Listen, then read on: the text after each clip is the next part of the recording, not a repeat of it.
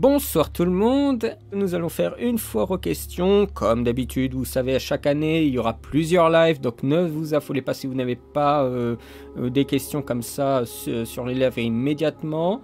Je vais faire plusieurs lives en décembre et en janvier, peut-être un ou deux en février, je verrai vraiment.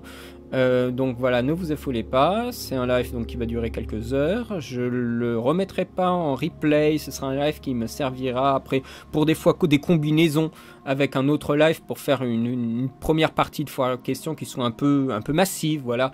Et par rapport bien sûr aux années précédentes, je ferai un peu la même chose, c'est-à-dire que je ferai un listing de timecode avec les questions, voire même peut-être si les questions sont un peu longues, quelque chose de plus synthétique. Et je vous nommerai pas, parce que je sais que pour les premières FAQ, j'avais nommé les gens.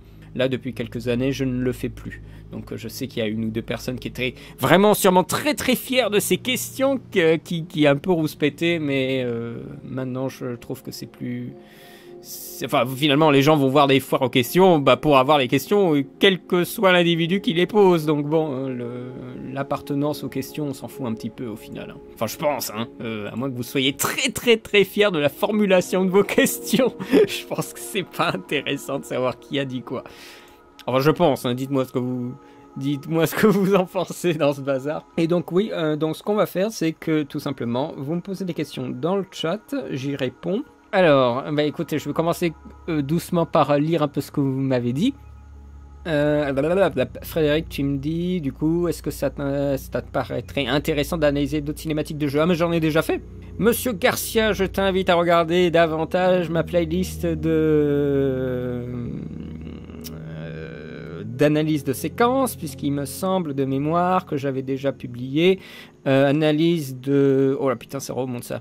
Starcraft, donc en plus c'est l'une des meilleures cinématiques du premier Starcraft, c'est quand il y a les Marines qui arrivent dans un complexe scientifique, un espèce de laboratoire, et ils arrivent dans un couloir, ils activent une bombe, et il y a les Zergs qui arrivent comme ça dans le couloir, c'est un truc épique, et c'est mis en scène avec un talent, mais alors qu'à l'époque, en termes 3D, les mecs étaient illimités, mais ils ont une façon de découper, un travail de son un peu à la Alien, c'est clairement référence à Alien à fond, les mecs qui se sont déchaînés, c'est une des meilleures cinématiques du jeu.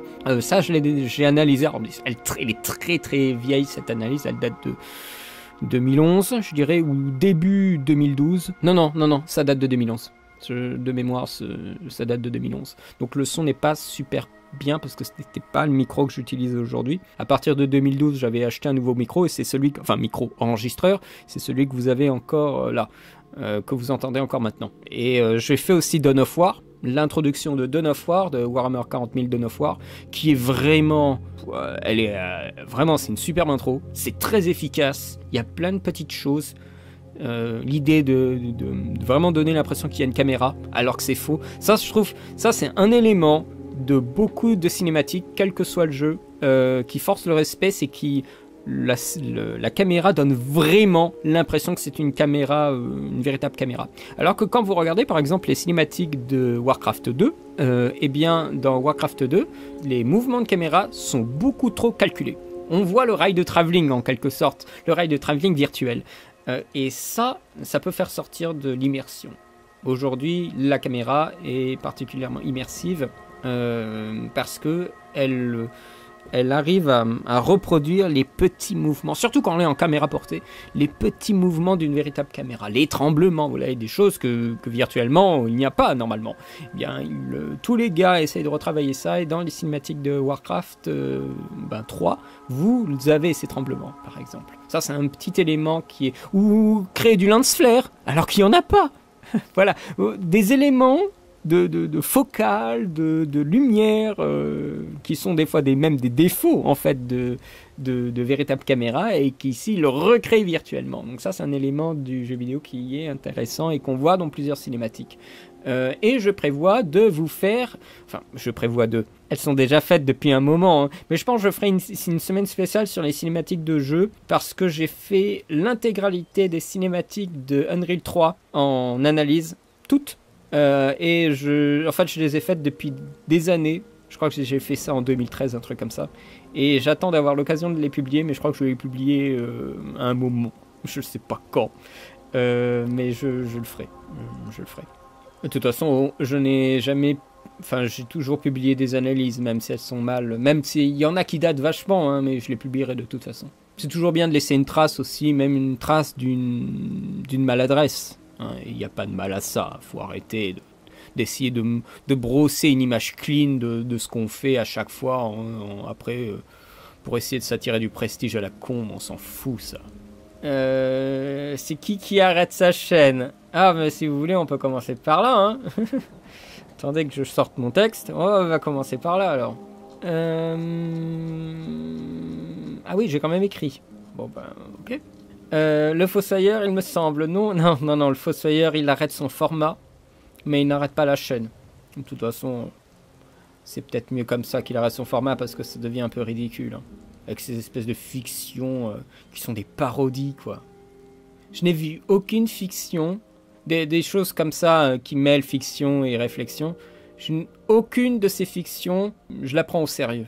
C'est-à-dire, les mecs sont incapables de créer du sérieux. À chaque fois que je vois, que ce soit lui, ou Durandal, ou Nexus 6, ou qui que ce soit d'autre, à chaque fois que je vois ça, j'ai l'impression que c'est des gars qui se moquent des codes qu'ils utilisent pour créer de la fiction. Et qu'à aucun moment, ils y croient vraiment. Parce que c'est des grosses ficelles, parce que c'est... Vraiment, je trouve qu'il y a un problème. Après, à la limite, ils sont... Bon, mais s'ils sont d'accord avec ça, il n'y a pas de souci. Mais si les mecs croient vraiment qu'ils vont créer de l'émotion ou je sais pas quoi, c'est complètement raté. Je trouve que c'est complètement raté. Probablement parce que je suis trop... j'ai vu trop de choses, et du coup, moi, je suis complètement insensible à ces codes. Donc, non, c'est In The Panda qui arrête sa chaîne. Donc, oui, je vais commencer par parler d'In The Panda, comme ça, ce sera fait. Je reviendrai après sur la question de Frédéric Garcia sur les jeux d'avant l'époque photoréaliste. Alors, attendez, que je cherche mon texte. Donc, voilà, pour In The Panda, il arrête donc sa chaîne. Il en a parlé, et je pense pas qu'il reviendra sur ça dans sa dernière vidéo. Bon, on pourra toujours en discuter, mais donc son espèce de trilogie, comme il appelle ça, la première de ces trilogies sur Ala 2. C'était plus une vidéo qui profitait d'Ala 2 pour faire une annonce. Donc elle a été postée le 3 octobre. Il arrête donc sa chaîne YouTube parce que, et je le cite, je n'ai plus la foi. C'est-à-dire qu'il ne croit plus dans son contenu, ou en tout cas dans l'image que donne la chaîne de lui, ou de ce qu'il veut défendre. Et j'en avais discuté au détour d'un repas avec mon frère, qui est un peu plus âgé que moi quand même, hein, juste pour vous situer par rapport à l'auditoire. Mon frère a dit, alors que je pense pas qu'il connaissait le mec en fait, mais mon frère m'a dit très rapidement, il s'est cramé trop vite. Et je suis complètement d'accord. Il y a des gens qui veulent faire des trucs de ouf tout de suite. Et du coup, au bout d'un moment, les mecs, ils stagnent. Et c'est la même chose pour le Fossoyeur. Hein. À force de vouloir mettre la barre tellement haut, au bout d'un moment, bah, tu sais plus quoi faire après. Le mec commence sa vidéo en se plaignant de pas être vu. Alors, bien sûr, c'est de l'humour sur soi-même, mais... S'il l'a fait dans cet ordre-là, c'est qu'il doit avoir aussi des petits problèmes au niveau de l'ego, quoi. Oui, il se moque de lui, enfin, ces choses comme ça, il n'y a que les gens qui en ont vraiment qui se permettent ce genre de choses, je trouve. Même si après, ils se protègent en disant « Oui, mais c'est pour me moquer de moi-même et de ma célébrité. » Ah bon, célébrité, hein, parce que tu crois que t'es célèbre, hein, mon pauvre. Donc voilà, moi je trouve que c'est déjà... tu vois ça déjà, je me dis « Mais mon Dieu, putain !» Oh les mecs, ils ont des melons, mais partout les melons, hein. Les chevilles, le cou, la tête, des pastèques, hein. Ça sont de véritables pastèques. C'est le monde à l'envers, hein. Fait que c'est ce décalage d'humour qui est... Alors déjà, vous voyez, dès le départ, moi je t'ai pas engagé dedans, hein. En plus, tout ce qu'il dit, je l'en ai déjà parlé dans les FAQ précédentes. Je pourrais pas vous dire les parties en particulier, mais j'en avais déjà parlé de ce qu'il disait. Donc pour moi, ce n'était pas surprenant. Par contre, c'est surprenant que ce genre de youtubeur qui est quand même très médiatisé, qu'il en parle comme ça. Parce que c'est souvent des choses qui sont pas très agréables à dire. Que ce soit rejeter la faute sur le public ou sur soi-même, hein. Il le fait un peu dans les deux sens, In The Panda, dans cette vidéo. Mais que ce soit l'un ou l'autre, c'est pas facile de le dire. Donc, bon, c'est plutôt bien qu'il le dise, hein. Et que du coup, un propos que tout le monde pense, tout le monde qui fait des vidéos sur Internet depuis un moment pense, qu'ils le disent, ça c'est bien. Parce que comme ça, les gens qui ne savent pas trop, parce qu'ils font pas de contenu, eh bien tout d'un coup, ah tiens, je ne savais pas qu'on pouvait voir ça comme ça. Enfin, ça c'est plutôt cool. Le problème, c'est que le mec, il s'est enfermé tout seul, hein, comme un grand, dans un système de sortie de vidéo, de flux, comme il le dit un peu plus loin. Et ça, c'est quelque chose qu'il faut éviter. Mais le problème, c'est que dès que tu veux mettre de l'argent dans le YouTube game, eh bien, la machine s'emballe, elle roule toute seule, et toi, tu dois essayer de rattraper le train. Pour continuer à faire fructifier ta chaîne et aussi à avoir un peu d'oseille. C'est pour ça que je trouve qu'il est beaucoup plus sain d'avoir une chaîne YouTube, de bosser dessus pour que ça marche, mais d'avoir un travail à côté. Parce qu'on peut très vite tomber dans le piège de la personne qui reste dans sa chambre à faire des vidéos et en fait qui ne sort plus et qui devient complètement associable. Ou asocial. Les deux. Je sais plus. Moi déjà que je suis pas très sociable comme ça de base. Alors bon, si j'étais vraiment, si je sortais pas pour bosser, je peux vous dire que je serais une loque. Donc bon, faut éviter quand même ça. Je pense pas, au contraire, je pense qu'In The Panda a été extrêmement actif à l'extérieur, même peut-être trop. Ce qu'il a fait complètement monter le bourrichon, le fait de carrément faire une tournée de la France à sa gloire, hein, mais juste à sa gloire, hein.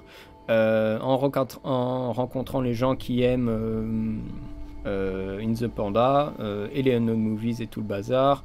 Voilà, ça, il y a de quoi penser qu'on est le maître du monde après un tour pareil. Alors, je suis sûr que c'est une très bonne aventure humaine, qu'on voit plein de choses, plein de villes, que c'est très sympa. Mais ce qui en découle aussi dans les vidéos, c'est que le mec, il se sent plus, quoi. C'est un voyage de l'amour de soi, je trouve. Et ça, à l'ego, ça peut le faire enfler de façon précipitée.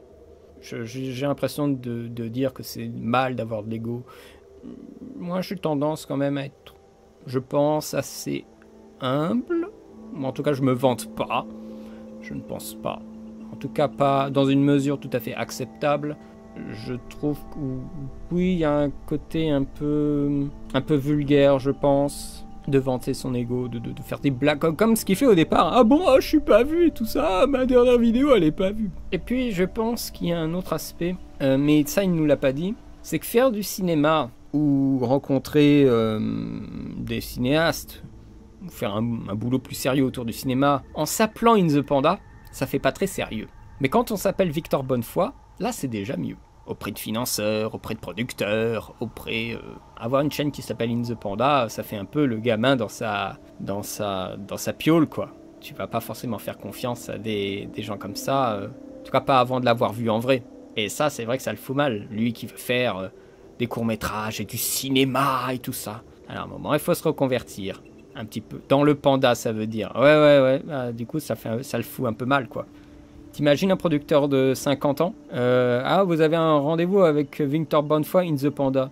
In The Panda, qu'est-ce que c'est? Qu'est-ce que ça veut dire dans le panda, mais qu'est-ce que c'est que cette connerie encore? Voilà, le producteur, ce qu'il va se dire. Ça fait pas sérieux. Alors que vous avez rendez-vous avec Victor Bonnefoy, qui est un YouTuber qui souhaiterait faire un court-métrage, il a un projet. Ouais, tu dis, ok, d'accord. Voilà. Donc je pense qu'il veut supprimer en fait cette marque d'In The Panda, non seulement parce qu'il le dit dans la vidéo, ça ne lui correspond plus, parce que c'est devenu autre chose, parce qu'il a perdu le contrôle de sa chaîne, littéralement, parce qu'il l'a trop hypé aussi, il a attisé le feu beaucoup trop, et il veut se faire une place dans le cinéma avec un autre nom, son véritable nom, et ça c'est plutôt une bonne chose. Donc il ne s'agit pas il s'agit plus d'effacer un passé pour être plus clean en quelque sorte auprès d'une forteresse qu'est le cinéma qu'autre chose, je pense.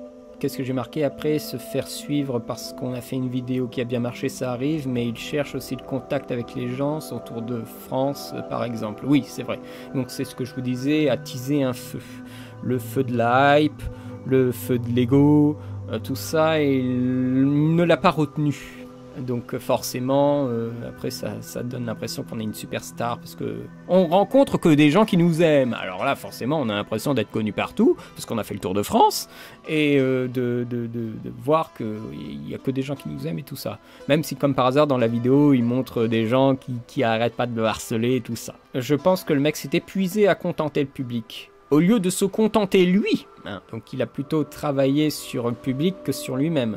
Par exemple, moi je sais très pertinemment que Naked Prey, donc La Proie Nue, là, le film dont je vous ai fait une critique il y a quelques semaines, c'est un film, enfin c'est une vidéo qui me contente moi. Et je me dis, bah, à tout hasard, peut-être que ça va intéresser quelques personnes. Et je l'ai pas fait dans l'optique, ah là là, je le fais parce que je sais que mon public, ils attendent vachement Naked Prey. Non, bien sûr que non. Donc, à un moment, il faut aussi se contenter soi. Hein, et arrêter de faire son contenu pour les autres. Il faut le faire en équilibre. Par exemple, j'ai fait Naked Prey, et après j'ai fait Venom. Voilà, ça c'est un équilibre. Mais pas faire toutes les semaines le truc que tout le monde attend. C'est là où In The Panda a des objectifs financiers. Obligatoires. Et puis bon, ça c'est pas une nouvelle. N'est-ce pas Charles? Hein? Son esprit est pollué par Twitter. Hein? N'est-ce pas, Charles? Twitter. Non, voilà. Twitter, c'est une... pour moi, c'est une extension de Facebook. C'est pour ça que je suis sur Facebook et pas sur Twitter. Ça donne l'impression, oui, on peut contacter n'importe qui, tout ça. Ouais, non, mais c'est du bidon, ça. Enfin, c'est du bidon. Si, on peut contacter n'importe qui, mais c'est de l'illusion. À mon sens, In The Panda représente pas mal des tares et des problèmes de ma génération. Ah, bah, je suis désolé que tu sois dans cette génération. Ouais, moi, je crois que je suis passé juste avant. Mais pile juste avant. Hein. Je suis pas très loin, mais moi, j'ai échappé au pire. Et puis, je pense que j'ai une éducation qui me portait pas forcément directement sur ce genre de choses. On a eu Internet très tard. Je veux dire, quand on a eu le premier ordinateur, il y a quand même beaucoup de restrictions. Enfin, surtout pour moi, parce que l'ordinateur ne m'était pas destiné. Donc moi, j'ai commencé à apprendre à faire de l'ordinateur avec des restrictions et aussi des restrictions de données. Le premier ordinateur qu'on avait, il avait 2 gigas de disque dur. 2 gigas, c'est rien, 2 gigas. Et on a fait des milliards de choses sur cet ordi. Mais des milliards. On l'a poncé, mais jusqu'au bout, l'ordi. Il a duré 10 ans. Plus même, je crois. Donc, vraiment, tu travailles avec des contraintes et après, peu à peu, tu te libères. Je pense que la génération de Victor, ils avaient déjà plus de liberté que nous par rapport à l'ordinateur, portable et tout ça. Moi, j'ai eu aussi le portable très tard. Et encore plus tard, un portable connecté à Internet. Moi, ça fait peut-être 1 an que le mien il est connecté à Internet, donc vous voyez ce que je veux dire. Hein. Je suis très en retard. Mais c'est pas plus mal. Parce qu'on vit avec des contraintes, donc après, tout d'un coup, qu'on a des trucs technologiques qui marchent, on est super content et on saura mieux l'apprécier que des gens qui baignent dedans depuis leur naissance et qui sont blasés en fait des technologies qu'ils ont. Et du coup, ils en veulent plus. Ils veulent le dernier truc à la mode et tout ça, alors que ce qu'ils ont, ça, c'est tout à fait bien, quoi. Je voulais te demander ce que tu avais pensé de la vidéo de In The Panda sur les années 2000 de Disney, vu que tu as consacré une rétrospective sur le sujet. Mais peut-être tu y as déjà répondu. J'étais en train de répondre sur la première vidéo d'In The Panda, mais on peut parler de la deuxième. C'est une suite d'avis sur des films avec un peu d'historique que n'importe qui peut retrouver. Je crois qu'il y a quelques petites fautes dans les informations, mais c'est pas du tout des trucs graves. Bon, des fois, il tape sur l'ambulance. Ok, bon. C'est très standard. Après, il y a toute cette fiction avec... c'est Mister Yeye qui est habillé en Travelo Mickey. Je sais même pas, mais à la limite, je m'en fous parce que c'est complètement con ce truc. C'était pas intéressant pour moi. Et c'était pas divertissant non plus. Mais après, pour moi, je n'y ai rien trouvé. Rien du tout. Luc Aubry, attention, tu fais Madame Irma là. Je pense justement que toutes les grandes stars du YouTube français sont en train de tomber comme des mouches. Il n'y a qu'à voir la vidéo du JDG à propos de l'article 13. À propos de l'article 13 d'ailleurs, je tiens quand même à signaler qu'en mars, je crois, où en avril, j'ai fait une longue interview avec les gens de Create Refresh à propos de l'article 13. Hein, et je crois bien qu'ils m'avaient dit que c'était en fin 2017 qu'ils s'en étaient occupés et qu'ils ont commencé à faire une campagne contre cet article. Il me semble que c'était à peu près à cette date-là. Je vous invite d'ailleurs à revoir l'interview, la longue interview sur les copyrights que j'avais faite avec eux, et ils m'avaient interviewé pour ça. Et c'est que maintenant, qu'il y ait des gros youtubeurs, après que le truc soit voté, hein, qui s'activent, ah oui, alors l'article 13 et tout ça, c'est ridicule. C'est ridicule. Encore une fois, les mecs, ils réagissent trop tard par rapport à quelque chose qu'on aurait peut-être pu éviter, je ne pense pas, honnêtement. C'est juste un truc qui va nous tomber sur la gueule, et j'espère que ça fera le ménage, que ça chamboule, que ça fasse le chaos. Moi, je souhaiterais que ça fasse le chaos, qu'il y ait des gens qui tombent, et puis voilà. Quitte à ce que je subisse aussi, hein, mais moi, je subirais moins que d'autres personnes qui ont vraiment foutu des extraits partout. Voilà ce qui arrive quand on n'a pas assez de culture aussi par rapport à l'utilisation des musiques et des images. Ouais. Mais bon, il utilisait aussi quand même pas mal de musiques d'animés japonais qui ne sont pas forcément connues. Hein. Il utilisait de la musique d'Excel Saga, hein. Ça je l'avais entendu, c'est avéré. Et peut-être que cette musique n'est pas forcément tout de suite trouvée par le robot, mais ce n'est qu'une question de temps. Twitter... C'est pas un peu le plus grand pilori j'avais construit? Je ne sais pas. Mais en tout cas, de ce que j'en vois, ça me donne pas envie d'y aller. Hein. C'est d'ailleurs à cause de mon absence sur Twitter que je ne fais plus des vidéos pour le live de Mr. Cool. Je fais toujours des vidéos sur Hooper.fr pour le Hooper, mais je ne fais plus de vidéos pour Mr. Cool parce que lui, il voulait absolument que je sois sur Twitter pour lui communiquer les vidéos. Sauf que moi, ça m'intéresse pas. J'ai rompu la communication et je ne regarde plus ses lives. Voilà. Donc bon, ça s'arrête comme ça. C'est bête, hein, parce que moi, je demandais juste à lui communiquer, que ça soit sur Skype ou même via... quand même le site qui héberge son live, hein, Hooper.fr, j'aurais pu lui mettre un message, mais non, lui, il veut du Twitter, parce qu'il veut que ça passe sur sa montre, vous savez, les montres maintenant, où on a des notifications directement et tout ça. Enfin, le mec est tellement connecté, je me rappelle aussi d'une fois, c'était la première fois qu'on s'était rencontrés sur Skype, le mec, il avait besoin de se souvenir de décharger les poubelles, alors il a demandé à son portable de lui rappeler de décharger les poubelles, quoi. Donc c'est un mec qui est quand même directement déjà aliéné, alors que le mec il a peut-être mon âge, il est peut-être un petit peu plus âgé, je suis pas sûr, mais il est à peu près dans mon âge, donc là un peu moins de la trentaine. Il est déjà aliéné par tout ça. D'ailleurs que le mec, il a plus d'internet, il est mort. Moi bon, si j'ai plus internet, je suis un peu en PLS, mais je peux m'en sortir. Lui, plus internet, c'est fini. Il est en phase terminale. Portable, rappelle-moi d'aller chercher mes enfants à l'école, s'il te plaît. Ouais, non, mais c'était littéralement ça. J'hallucinais. Et en live, vraiment, le mec, il prenait son portable en live, et moi, j'entendais, oui, rappelle-moi. Je me dis, mais c'est pas vrai, c'est pas possible. Et c'était il y a des années, hein. Donc, le mec était encore plus jeune, hein, et il avait déjà besoin de son portable pour ça. Portable, rappelle-moi comment s'appelle ma femme, s'il te plaît. Alors, à ce propos, d'ailleurs, bien sûr, on peut demander à son portable, oui, appelle ma femme. Et il y a le portable qui compose le numéro. Et lui, à un moment, il avait fait appelle ma salope ou un truc comme ça. Et bien sûr, ça a composé le numéro de sa femme.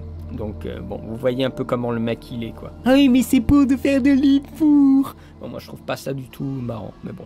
C'est peut-être pour ça aussi que moi j'ai arrêté de le suivre, de suivre ses lives. C'est qu'à un moment, l'humour qu'il faisait, l'impression en fait qu'il faisait dégager de son live m'énervait. Pour moi, c'était pas chaleureux. Moi, si je faisais des lives avec plusieurs personnes, je voudrais que ça soit chaleureux. Pas qu'il y ait de l'espèce de moquerie et mettre des gens dans les boîtes. Vous savez, comme dans les émissions télévisées où on invite un mec un peu con ou un peu spécial et on essaie de le mettre en boîte. Vous savez, comme ces plateaux de télé qui font venir des gars typiquement comme Jean-Claude Van Damme pour essayer de le provoquer pour qu'il sorte des conneries pour après regardez, il a dit des conneries sur ce plateau, vous voyez, des trucs comme ça. Et ben Mr. Cool, c'est un peu la même chose par moment dans son live. Des fois il met en boîte les gens, il essaie de les provoquer, de les mettre mal à l'aise pour avoir bien sûr le dessus, pour être dominant, hein. Même si ça reste bon enfant.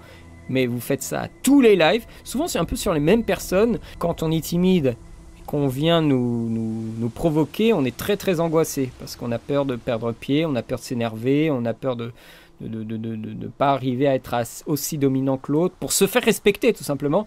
Et je trouve que voilà, Mr Cool manquait de respect. Voilà, c'est ça, j'arrive à formuler le truc. Il manquait de respect envers ses invités. Et ça, moi, j'ai du mal à... Je l'ai accepté au début parce que je n'arrivais pas à sentir en fait ce qui me déplaisait. Mais au bout d'un moment, j'ai compris en fait c'est ce manque de respect qui m'énervait sur ces lives. Finalement, c'est bien que ce problème soit arrivé concernant Micronique. Ça m'a permis de partir et de voir d'autres podcasts du coup. Et d'orienter finalement les podcasts vers quelque chose peut-être que j'aime mieux. Par exemple, il y a aussi un autre truc. Ah bah ça me permet d'en parler aussi. Il y a un autre truc que moi j'avais vu récemment, j'écouterai quand même pour voir à quel point c'est dégueulasse, mais moi rien que le titre, moi ça m'évoque déjà des nausées et du mépris en fait pour ces gens-là. C'est le podcast YouTube version originale qui, vous savez, vous faisait ces soirées originales avec plein de podcasts. Il invitait plein de youtubeurs et de podcasteurs et même de gens extérieurs hein, pour faire toute une soirée de 24 heures presque hein, je crois, une quinzaine d'heures avec plein de gens et tout ça. Ça avait l'air vachement festif et tout ça. Puis là récemment, je sais pas ce qu'il lui prend. Il fait des trucs du style votre pire boulot. Et il y a un machin qui m'a fait tilter. Je l'ai pas encore écouté, mais je crois que ça va être une plaie ce truc. C'est vos pires coups ou attends, c'était quoi l'intitulé vos pires plans cul ou comme une connerie comme ça. C'était voilà, ton pire plan cul au nom du pire. Moi je vois ça, je hurle quoi. C'est-à-dire encore une fois une véritable tribune pour se moquer, mépriser, haïr peut-être des situations que les gens ont vécues. Je pense qu'il y aura beaucoup de moqueries. Oh, regarde, il sait pas utiliser son sexe. Ah, mais ça va être, je suis sûr à 100% que ce sera ces conneries. Des moments de malaise hein, ou de gêne parce que l'autre n'y arrivait pas ou des choses comme ça. Voilà, pour montrer toujours le pire. Alors qu'on aurait pu parler de nos meilleurs boulots, voilà, des choses où les patrons ils se sont super bien comportés avec nous, ou, voilà nos pires meilleurs moments au boulot, ou nos pires sauvetages par exemple, et si tout d'un coup au boulot il y a quelque chose de très mal qui s'est passé, et tout d'un coup il y a quelqu'un qui est venu à notre secours, voilà des choses comme ça. Et c'est bien sûr ça, on ne le fait pas parce que c'est pas vendeur, donc on fait nos pires, voilà, toujours c'est exactement comme la télé, nous nivrer vers le bas avec des actualités négatives. Franchement, quand vous regardez des trucs BFM TV là en ce moment, on a l'impression que Paris c'est devenu la Révolution française. Hein. Avec les Tuileries, la barricade des Tuileries qui tombe, des voitures qui brûlent partout, on a l'impression qu'on est en guerre mondiale. Là, hein. Donc voilà, et YouTube, certaines personnes s'y mettent, c'est exactement la même chose. C'est ton pire. Oh là là, c'est la misère. Moi je vois ça, c'est la misère. Alex, je suis d'accord avec toi, le cinéma de Marty mérite beaucoup plus de vues que Nexus 6. Bien que tu ne l'apprécies que moyennement, ça donne envie de financer sa chaîne. Je suis d'accord, le cinéma de Marty en tout cas donne une plus grande étendue technique que le Nexus 6. Ça donne beaucoup plus une part belle au cinéma que Nexus 6. C'est beaucoup plus inattendu en fait en termes de divertissement, au-delà de parler des films, au terme de divertissement fictionnel. T'as l'impression que le mec peut vraiment aller n'importe où par rapport à Nexus 6. Donc pour moi en fait c'est tellement supérieur à Nexus 6. Je mets juste un haut là sur le cinéma de Marty, c'est que des fois la façon dont il exprime le propos, c'est-à-dire l'attitude de la voix, elle est insupportable. Le mec quand il s'y met, il a une voix insupportable. Tout comme on pourrait me reprocher, il y a des gens qui continuent à me le marquer hein, dans différentes vidéos, que j'ai une voix insupportable. Je trouve que la voix est bien, mais que l'attitude qu'il donne à la voix quand il veut parler de certaines choses, par moments, je trouve que c'est vraiment pas agréable. Ce n'est pas engageant. C'est ce que je mettrais en haut là sur... J'en avais parlé avec Chris, d'ailleurs, avec Chris Tuckler. Tous les deux, on était tombés d'accord qu'il y a un problème avec la voix. Mais c'est pas un problème avec le son de la voix de la personne, mais c'est une attitude de la voix. Comme on peut me reprocher, oh là là, Valérian, tu prends des drogues avant d'enregistrer et tout ça, parce que j'ai des voix toutes petites comme ça. Oui, ça c'est une attitude de voix. Enfin, moi, ce que j'appelle une attitude de voix. C'est-à-dire donner à la voix une personnalité. Moi, je trouve que la voix de Marty, par moment, il y a vraiment un problème. Il y a un côté un peu cynique. Enfin, on a l'impression, en fait, en plus c'est même pas bien joué, en fait, il y a un côté cynique, mais trop artificiel pour y croire. Donc c'est une espèce de mec qui se fait une comédie à l'audio et ça se voit trop. Ça sent que c'est écrit parce que c'est trop théâtral. Et je trouve que ça passe vraiment pas bien avec sa voix. Je pense que je peux le formuler comme ça. Par contre, esthétiquement, c'est très bien fait. Bon, il y a des choix esthétiques qui sont un peu bizarroïdes, mais bon, c'est lui que ça regarde.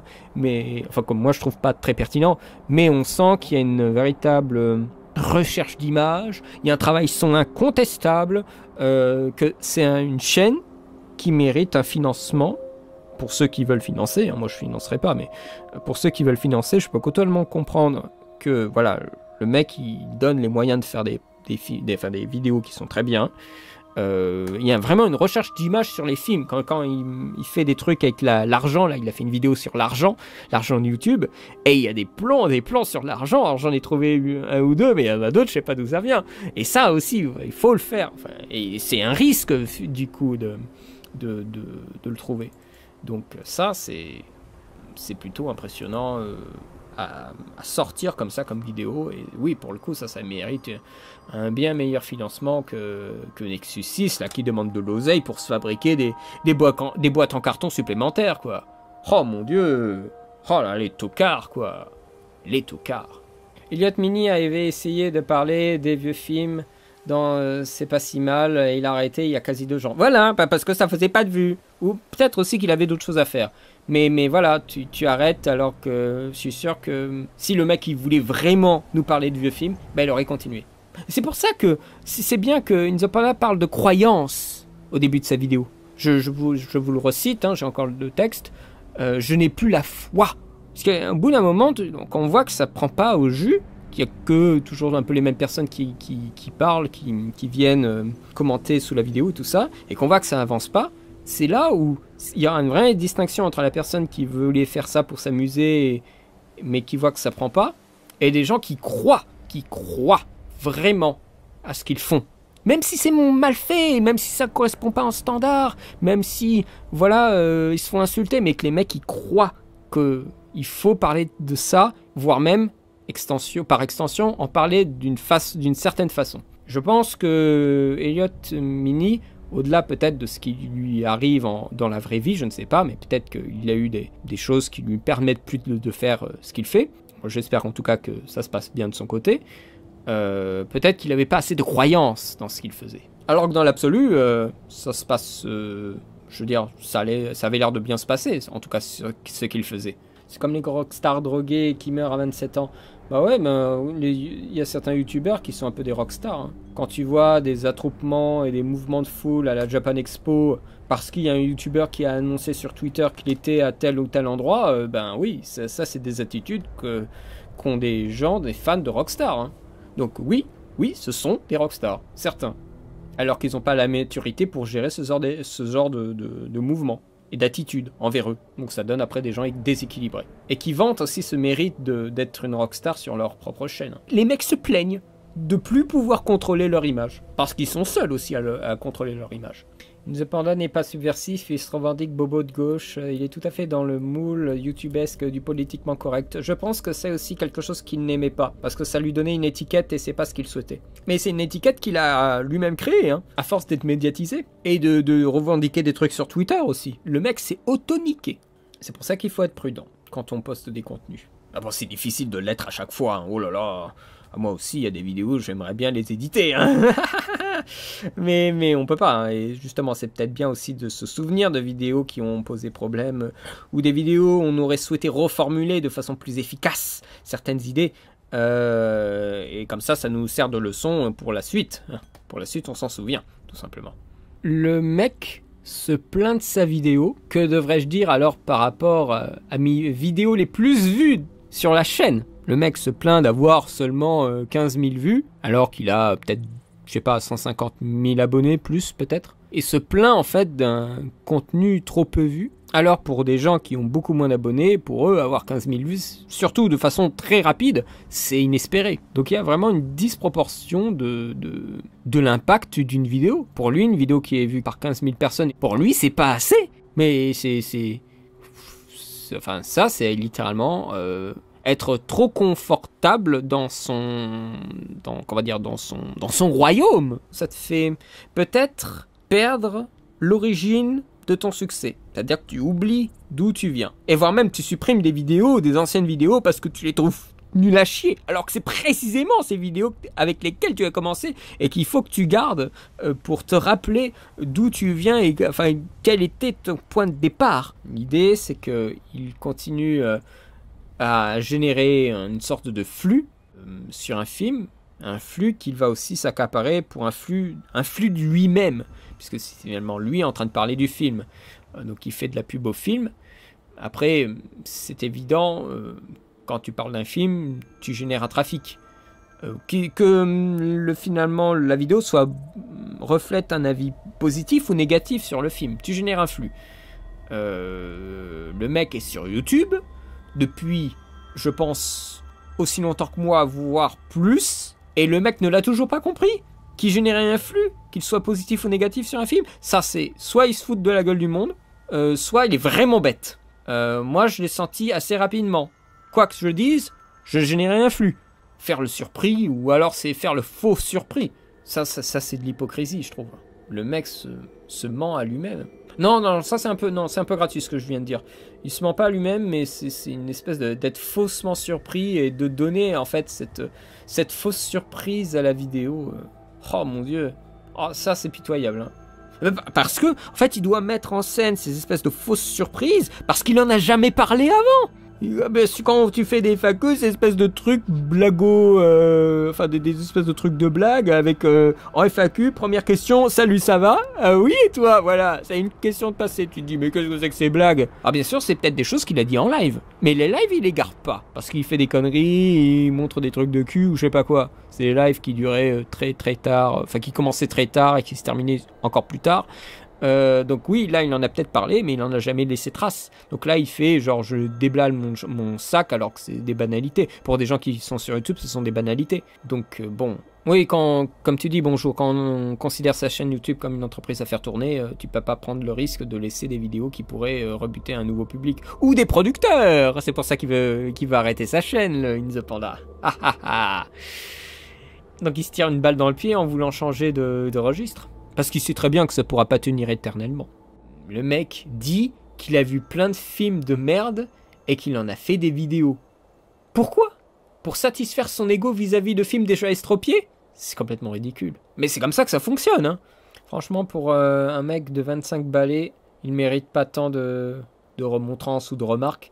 Il a encore le temps de mûrir et de prendre un vrai recul sur YouTube. Je pense que c'est pour ça qu'il arrête la chaîne, c'est parce qu'il voit que ça va peut-être le poursuivre et qu'il faut qu'il verrouille la chose tout de suite. Son problème, c'est que sa chaîne cible les ados, forcément son public grandit et change très vite. Oui, aussi.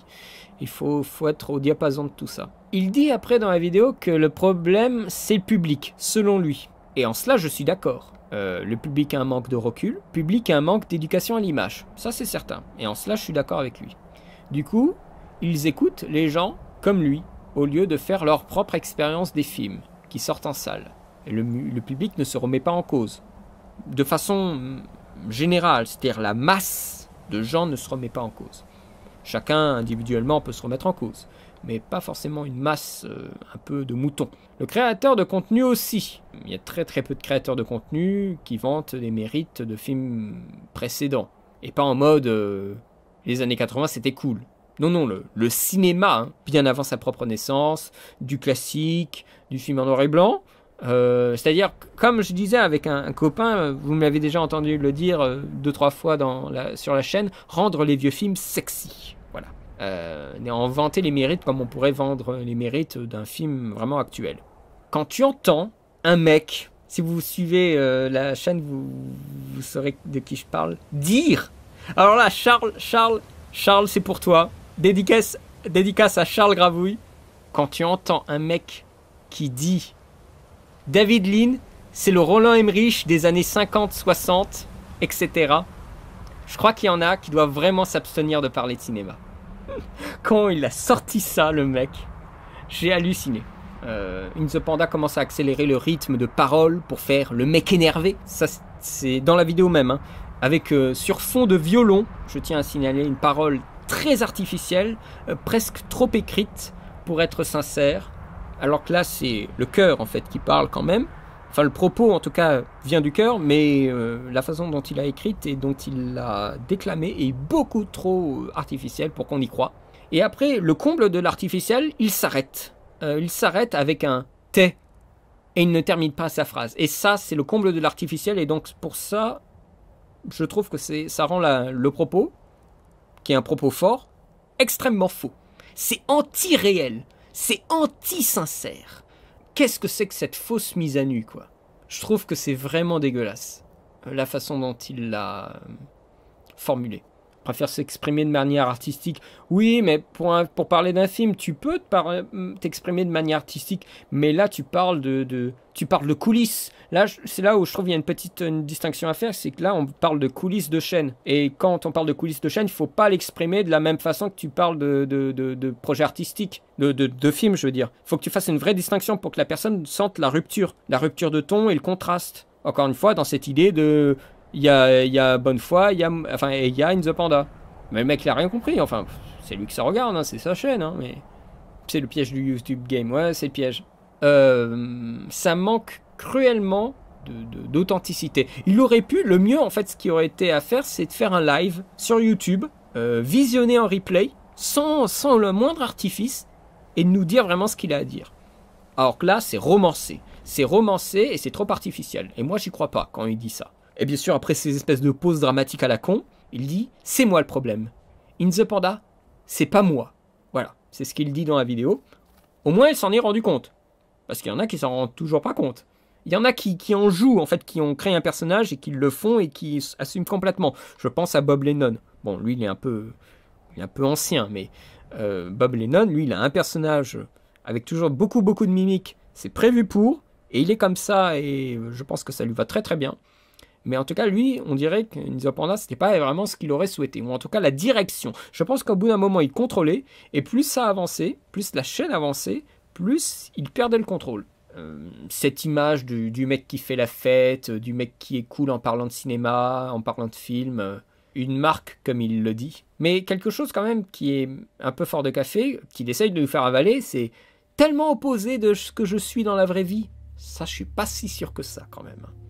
C'est-à-dire que le mec se serait fait chier à créer des fêtes et des espèces d'ambiance cool, alors qu'il n'est pas du tout, c'est un recroquevillé, qui déteste tout le monde, qui est ultra timide et tout ça. Ça, certainement pas. Je pense vraiment que qu'il aimait beaucoup ces ambiances qu'il créait. Il veut donner une opposition claire pour dire que regardez, c'est le mal In the Panda et moi je suis pas comme ça. Mais je me suis fait la réflexion toute bête que parce que tu médiatises plus ton propos qu'un autre, l'autre a l'impression, et c'est là aussi d'où peut sortir l'injustice, que tu dis des choses plus importantes ou que tu mérites d'être plus important que son avis à lui. C'est parce qu'il y a cette médiatisation, ce potentiel d'être écouté ou vu par beaucoup plus de gens que toi-même tout seul dans la rue.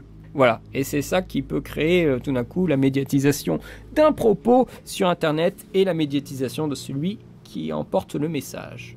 Et c'est ça qui crée les gourous, enfin ce que tu appelles les gourous. Il y a des petits gourous, il y a des petits prêcheurs, et il y a des grands prêcheurs. Alors je reprends Silver, du coup question en rapport à In the Panda, Valérian. À vouloir être subversif et singulier, n'en vient-on pas que plus consensuel? Bah déjà, faudra arrêter de demander de l'argent du coup. Comme ça tu évacues en fait le politiquement correct, et tu peux continuer sur le subversif. T'as rien à recevoir des gens, tu donnes. Et tu donnes ton propos sans barrière. Mais après, il faut pas attendre quoi que ce soit. Donc non, on ne peut pas en devenir consensuel. Mais il faut savoir ce qu'on veut. Tu veux délivrer un message ou tu veux être connu? Un message, bien sûr, qui va pas faire plaisir forcément à tout le monde. Hein. On pourra toujours trouver un public, parce qu'il y a tellement de gens différents, avec des points de vue politiques différents sur YouTube, qu'il y aura toujours une masse de gens qui se ralliera à ta cause. Après, elle peut être conséquente ou non en fonction de ce que tu vas balancer. Je peux dire, on voit le Raptor dissident par exemple, je prends ça en exemple parce que j'ai vu quand même quelques-unes de ses vidéos, c'est pas quelqu'un qui respire, c'est déjà pas quelqu'un qui respire la joie de vivre, et de deux, je pense pas que ce soit quelqu'un qui soit très aimant envers son environnement, c'est quelqu'un qui a beaucoup de ressenti, en tout cas moi c'est ce que je ressens. Quand je l'entends parler de différentes choses, d'actualité, de polémique et tout ça. Ça peut pas forcément parler à tout le monde. Et pourtant, il a beaucoup de gens qui le suivent. Donc, je pense que tu peux être subversif et singulier et rentrer dans le tas pendant des années et tu ne deviendras pas consensuel. Mais tu installeras une rythmique, forcément, une rythmique qui t'est propre. Ton propre consensus, en quelque sorte, mais tu ne seras pas consensuel en termes vraiment génériques, général, tu vois. Mais tu installeras ton rythme à toi, et tes mimiques, ta méthode, et oui, on pourrait dire que tu es consensuel, mais c'est pas vraiment, je pense que tu voulais dire consensuel au sens large du thème, sans barrière. Là, ce serait consensuel par rapport à ses propres barrières qu'il se fixe lui. Donc rester en fait dans sa singularité. En termes de contenu, là je parle en termes de contenu bien sûr. Ce qui me fait dire finalement que être créateur de contenu sur YouTube, ou autre terme qui est évoqué en ce moment, influenceur, c'est un nid à dépression. C'est un nid à véritable dépression. Quand tu as une pression de l'argent, tu peux être en dépression. Il veut faire du cinéma, mais quand tu vois Unknown Movies est dans la boîte, il y a encore du progrès. Après, comme tu l'avais dit Alex, il a que 25 ans, il a le temps de mûrir. J'espère qu'aussi en tant que découpage technique, que vision, que situation à narrer, que propos à proposer, il aura le temps de mûrir aussi. Parce que quand tu vois ça, c'est un gosse de 20 ans qui veut faire des trucs... Enfin, il n'y a rien, quoi. Il n'y a rien. Surtout quand il précise par la suite, je crois que je suis pas trop mauvais là-dedans. Et moi, j'ai marqué en dessous, t'es pas mauvais, t'es juste quelconque. Et je crois que c'est ça aussi. Il est juste quelconque. Il y a un truc qu'il dit, qui est juste, mais qui est juste banal aussi pour les gens de YouTube. Il y a 1 milliard de choses concernant le cinéma à faire sur Internet que de faire le choix de se poser comme un putain de gourou avec son avis supérieur à tous. C'est une phrase très intéressante, c'est une des dernières phrases de sa vidéo. Mais non seulement je pense pas qu'il ait voulu se poser lui-même en tant que putain de gourou, c'est le public qui l'a monté en tant que gourou. Donc faites bien les distinctions. Par rapport à des autres qui arrivent avec vraiment leur couille sur la table, direct dès la première vidéo. Avec son avis supérieur à tous, encore une fois, c'est pas ton avis qui est supérieur à tous, c'est le système de médiatisation qui est Internet, qui t'amène la vidéo à être médiatisée. C'est pas l'avis qui est supérieur, c'est parce qu'il a un potentiel d'être vu par un maximum de gens. C'est ça qui donne l'impression que t'es au-dessus de la masse en termes de vues. Imaginez un forum, vous savez, comme dans l'Empire romain. Un forum avec plein de gens exactement à la même hauteur qui parlent tous en même temps. On comprend rien et on voit personne. Et puis imaginez qu'il y a quelqu'un qui met une estrade qui est un peu plus haut que les autres. Tout d'un coup, il y a 2-3 personnes qui se retournent et qui disent tiens, le mec il est plus haut. Et imaginez que il y a un mec qui met une colonne, une vraie colonne romaine et qui se met tout en haut et qui a un porte-voix et qui commence à hurler. Voilà. Parce qu'il s'est donné les moyens d'instaurer un flux plus médiatisé. Eh ben, là, c'est la même chose. C'est un mec qui prend les outils de YouTube pour médiatiser un propos. Et donc, à la fin, et je terminerai sur ça, sur Enzo Panda, à la fin, il a enfin compris, le mec, qu'il doit faire les choses pour lui, qu'il lui plaise lui. Parce que les gens, qu'est-ce qu'ils viennent voir ? Ils viennent pas voir un truc qu'ils pourraient retrouver n'importe où. Ils viennent voir de la subjectivité de chacun, en avis, sur un film, pourquoi pas. Mais finalement, en création aussi. Ils veulent pas revoir la 300 millionième fois un truc en boîte de nuit. Parce que toujours avec les mêmes effets en plus. Les ralentis, les trucs scambroscopiques, mais tout ça on les a déjà vus. Dans les films ou dans d'autres courts-métrages. On veut voir d'autres propos. On veut voir des choses qui prennent au trip vraiment la personne. Parce que si les affaires de cul ou de trucs d'amour à la con qu'on a vu des millions de fois, ça le prend au trip lui quand il a voulu faire dans la boîte, bah alors, ça veut dire qu'il a vraiment rien à dire. Mais rien à dire. Mais formuler un propos, formuler un propos super violent dans de la fiction. Regardez Dupontel, quand il fait 9 mois ferme, Enfermé dehors, Le Créateur, c'est des films qui sont super violents. Il a su modeler un propos et en faire une vraie fiction, avec des choix. Faut se poser des questions, faut faire un travail sur soi. Et pas simplement, ah bah j'ai écrit le scénario en 1 semaine. Putain. Moi, quand j'ai fait les courts-métrages, les 2 courts-métrages, vous en avez d'ailleurs passé un, je crois, en live, il y a longtemps. Bon, moi, je me suis posé des questions pendant plusieurs mois. Je me suis posé aussi des questions de référence. Quels sont les films qui me font la même violence que je veux distiller dans les films, dans le film que je veux faire, dans le court-métrage. Et je me dis, quelle est la forme, et le découpage, et la situation qui démontrera le plus la violence que je veux montrer. ou le bonheur. Hein. Ça peut être aussi quelqu'un qui est empli de joie et qui veut montrer la joie en fait de ce qu'il vit dans la vie aux autres. Et donc il va faire une fiction dessus. Et ça donne des films qui sont des fois très aériens. Hein. Lou Journal intime ou infime, je crois. Ou infirme, je sais plus. Enfin voilà, le journal de Lou là. Ou le film Happy. Hein. Ou je sais pas moi quel film, ou certains films d'animation qui sont super aériens aussi, qui sont très poétiques, ou des jeux vidéo comme Flowers ou Abzu ou The Journey. Je crois que les trois ils sont faits par les mêmes, je crois. Ça découle aussi d'une pensée. Mais si t'as rien à dire, faut pas se forcer, parce que sinon ça donne du quelconque. Je vais le dire, ça donne de la médiocrité, voilà. C'est-à-dire un truc qui va pas du tout aller au-delà de ta base de fans. Et après, le mec, il est surpris. Oh, tiens, Non-Movies, ça descend en vue. Le premier, il est super bien vu. Le dernier, il est pas du tout vu. Non, c'est le dernier, il est peut-être vu, mais il y a un ventre creux au milieu. À part regarder le film, la section qui correspond au film que tu vas raconter dans ton épisode de Non-Movies, bah, toute ta fiction s'en balance. C'est juste parce que t'es fan du youtubeur, donc tu regardes le passage avec le youtubeur, mais la fiction en elle-même, t'en as rien à foutre. Et ça, c'est un vrai problème. Es-tu sensible à la filmographie d'Al Pacino ou celle de De Niro? Ah, Al Pacino. Ah, sans hésiter, Al Pacino. Mais je pense aussi à cause de la VF. La VF est plus forte, enfin, me touche beaucoup plus, et je trouve qu'Al Pacino a proposé des rôles plus intéressants que De Niro. Entre Serpico, Sense of a Woman, Un après-midi de chien, L'associé du diable, La recrue, que j'aime beaucoup. La recrue, c'était très sympa comme thriller avec Colin Farrell. De Niro, j'ai toujours l'impression qu'il a été enfermé dans un rôle de parrain, quoi. Que ce soit en drame ou en comique, avec Mafia Blue par exemple, ou d'un bon père de famille dans tout ce qui est Mon beau-père et moi, là, avec Ben Stiller.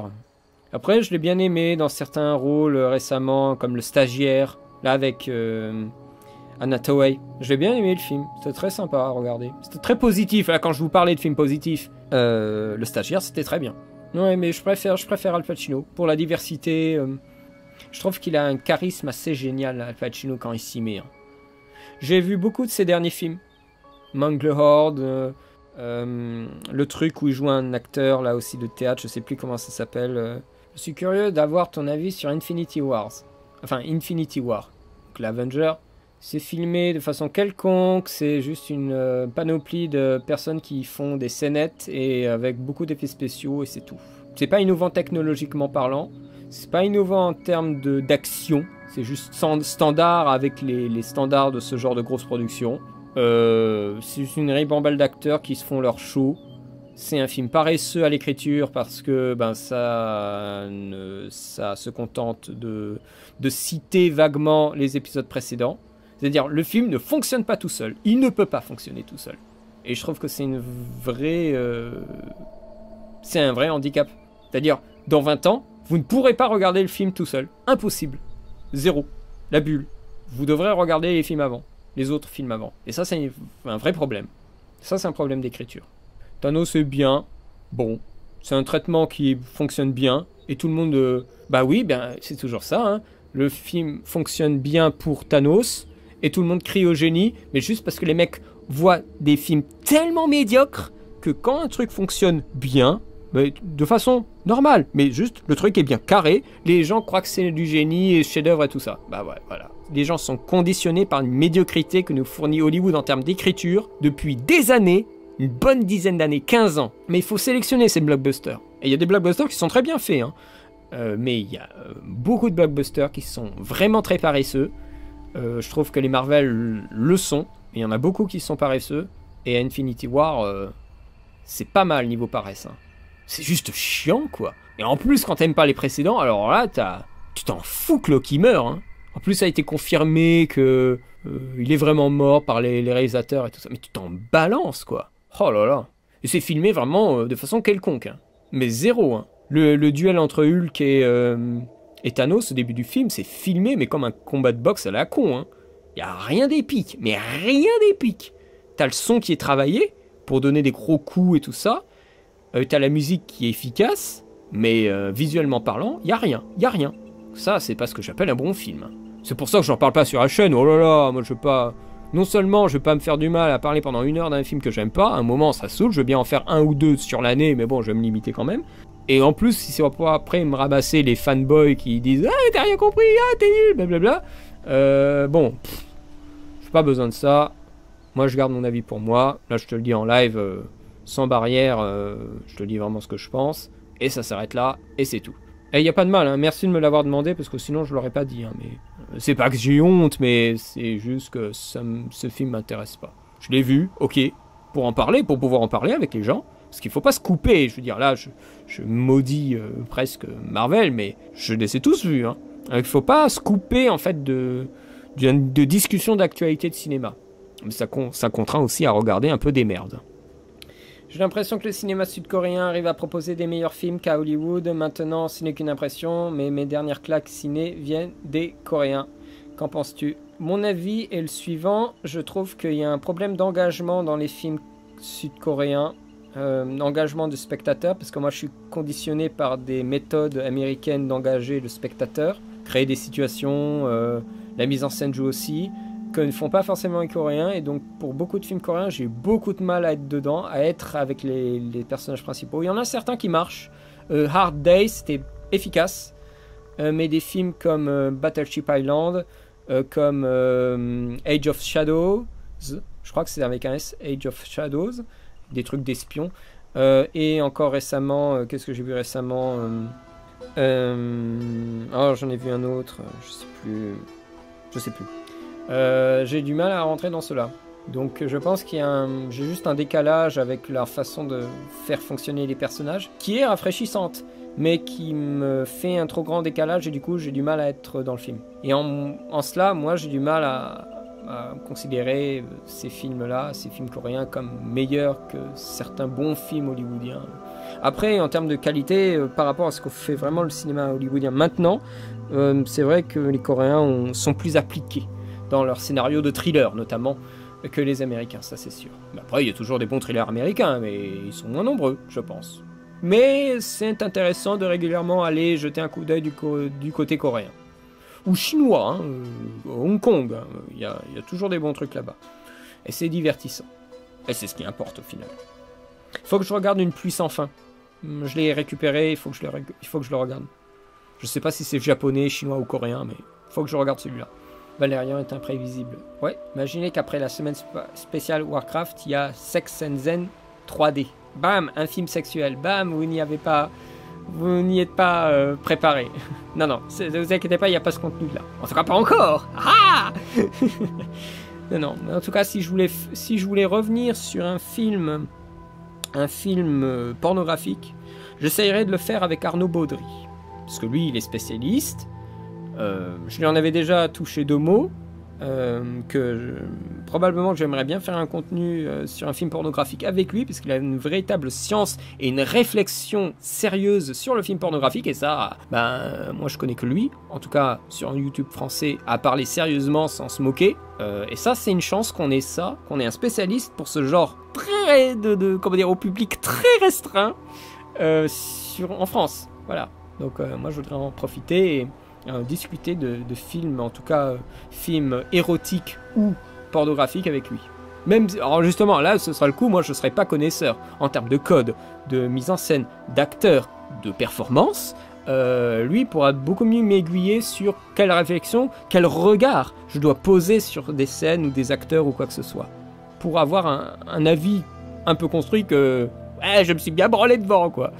Justement, il faut aller au-delà de ce discours-là. Parce que ça, c'est le discours de base quand on va voir ce genre de contenu. On a la chance d'avoir quelqu'un qui a fait des études dessus. Il faut essayer de rendre le film pornographique étudiable. En tout cas, en retirer des éléments. Je voudrais profiter en fait de la science et de la connaissance d'Arnaud pour m'aiguiller un peu dans cette forêt sombre et humide. Il n'y a pas de film à identité coréenne, à l'image de la société coréenne maintenant. Poppy, tu le dis d'une certaine façon, mais moi j'avais un peu cette impression, c'est que je vois un film coréen, j'ai du mal à le distinguer d'un autre, formellement parlant. J'ai vraiment du mal à... Toutes les scènes, l'étalonnage, les mouvements de caméra, souvent le montage, j'ai l'impression qu'ils sont tous faits de la même façon. Les situations et les scénarios sont vraiment différents entre Memories of Murder, J'ai rencontré le diable, Harsh Day, d'autres thrillers qui me viennent pas comme ça en tête, The Chaser. J'ai l'impression que je vois les mêmes images en fait. Les parties pris sont pas si marqués que ça, de façon à certains moments en fait du film il y a des pics qui sont très très marqués, mais après ça retombe tout de suite. Donc oui, il y a, comme tu dis, il y a un problème d'identité ou de non-identité. Poppy, je pense que j'ai pas vu assez de films coréens, mais j'ai vu ceux qui sont assez médiatisés en France. Mais j'en vois pas beaucoup, hein, mais ça me donne une petite idée. Régulièrement, j'en regarde, je veux dire, tous les 2-3 mois, j'en regarde. Je suis déjà conscient que ça existe. Parce qu'il y a beaucoup de gens qui savent même pas que ça existe. Donc bon, je peux pas être spécialisé dans tout, donc j'essaie de grappiller un peu partout. La shaky cam, ce cancer du cinéma moderne, ça dépend. Ça dépend ce que tu considères comme du shaky cam. Si tu considères Jason Bourne comme du shaky cam, c'est faux. Et ne pas confondre le shaky cam et un montage très très très serré. Je trouve que la shaky cam, c'est un abus de langage. Et puis, depuis le temps, vous devriez être entraîné à voir de la caméra portée. C'est que vous regardez pas assez de films. Pas assez de films d'action. Pas assez de films en caméra portée. Ça, c'est votre problème. Moi, j'en ai vu assez. La shaky cam, je peux la tolérer. Je peux même l'apprécier. Regarder des films, ça vous entraîne à voir des choses. Que ce soit de la violence, du sexe. Quand vous regardez des tonnes de films pornographiques, à un moment, vous avez une capacité à être résistant aux images. Et du coup, à chercher plus fort encore pour vous émoustiller. Pas pour des sensations de cinéma, c'est la même chose. Le film d'horreur, par exemple. Vous êtes bardé de films d'horreur, vous en avez vu des tonnes. Maintenant, il vous faut une dose plus forte pour être plus surpris. Mais du coup, vous êtes aussi rompu au code. Et vous pouvez les subir sans problème. La technique de la caméra, c'est la même chose. Vous regardez beaucoup de films en caméra portée. Vous en percevez les mouvements, l'idée aussi. Pourquoi il fait ça à ce moment-là. Du coup, vous êtes plus endurant vis-à-vis de caméras très bougeantes, très découpées, au montage très très serré. Et vous pouvez mieux l'accepter. Donc si tu dis que la shaky cam, ce cancer du cinéma moderne, c'est que peut-être t'en as pas vu assez. Après, si tu veux pas en voir assez, après il faut pas le critiquer. Enfin, c'est la personne qui ne connaît pas qui critique. C'est l'impression que ça peut me donner, ton commentaire.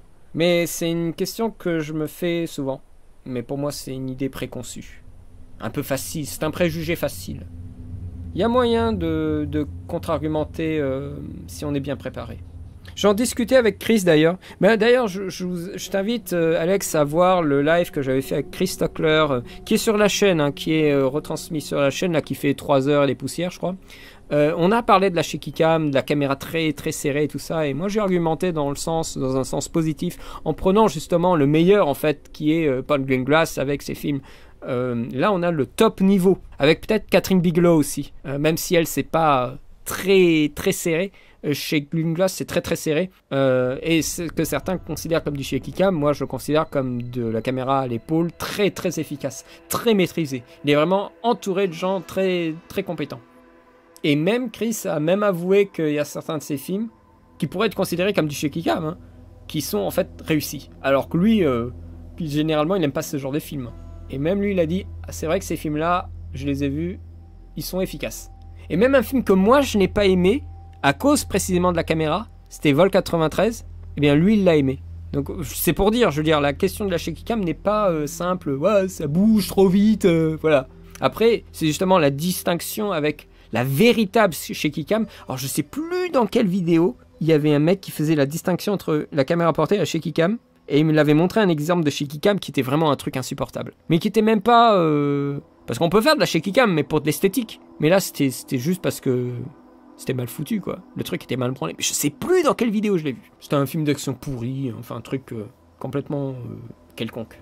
L'interview de McQuarrie sur shaky cam, il exprime bien le problème de ce procédé. Après, oui, dans Bond, c'est efficace. Oui, mais dans Bond, c'est pas vraiment de la shaky cam. Il y a un moment où je pourrais considérer que c'est de la shaky, c'est dans le 2. Mais encore une fois, ce n'est pas de la shaky. C'est juste de la caméra portée, montée très serrée. Et filmée gros plan. La shaky cam, c'est vraiment la caméra, tu l'as fait gigoter, quoi. Donc, encore une fois, abus de langage, quoi. Oui, en effet, Damien, tu fais bien de mentionner Tony Scott. Tony Scott l'avait fait déjà quelques fois. McTiernan n'a pas ce côté reportage, je trouve. Paul Greengrass a un style de caméra portée, je trouve, beaucoup plus instantané que McTiernan. Il y a les mêmes idées de zoom, mais sauf que Greengrass le fait plus rapide. Mais je pense que Greengrass tire directement sa technique de son passé de reporter, je crois. Il me semble qu'il avait travaillé pour la télé, que plutôt être vraiment influencé par Tony Scott ou McTiernan. Mais c'est vrai que Tony Scott, quand on voit Ennemi d'État, il y a tout en fait. C'est presque Ennemi d'État, c'est un pré Jason Bourne, hein. Même dans le style, je trouve. Donc oui, il y a peut-être une influence de Tony Scott pour le coup, parce que là, Ennemi d'État, c'est vraiment un scénario à la Jason Bourne. Alors là, si vous voulez un pré Jason Bourne, regardez Ennemi d'État. Hein. C'est pas mal, c'est avec Will Smith. Et là, à la fin du film, ce qu'on pourrait considérer comme de la shaky cam, quand les mecs ils se flinguent là sur la table et qu'il y a Will Smith en dessous, là il y a de la shaky cam, mais c'est pour un effet esthétique. Et c'est plutôt bien fait. Là, Tony Scott utilise ce qu'on pourrait considérer comme de la shaky cam pour un effet esthétique. C'est travaillé avec de la lumière et tout ça, donc c'est pas juste on fait bouger la caméra comme ça. Non, non, c'est précis. Salut, un avis général sur la filmographie d'Akira Kurosawa. Alors, j'ai vu quelques-uns de ses premiers films et quelques-uns de ses derniers films. De ses premiers films, j'ai vu Rashomon, Les 7 Samouraïs, enfin premier film. Les premiers films médiatisés en Europe, hein, qu'on se comprenne bien. Rashomon et 7 Samouraïs, j'ai vu entre Ozu,